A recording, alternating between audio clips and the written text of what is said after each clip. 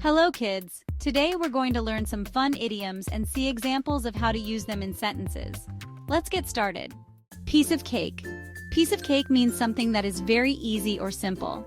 Example: don't worry, Timmy. Riding a bike is a piece of cake once you get the hang of it. Just keep practicing.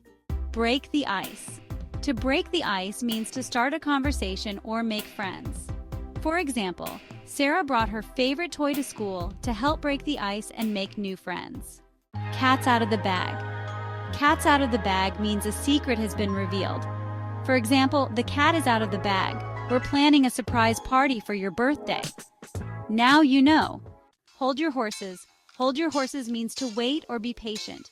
For example, hold your horses, Sammy. Let's make sure everyone is ready before we start the game. So remember, hold your horses and be patient. A piece of the pie. A piece of the pie means to get a share of something. For example, each of you will have a piece of the pie when we divide the treats evenly. Everyone gets a fair share. Thank you for watching. We hope you had fun. See you soon.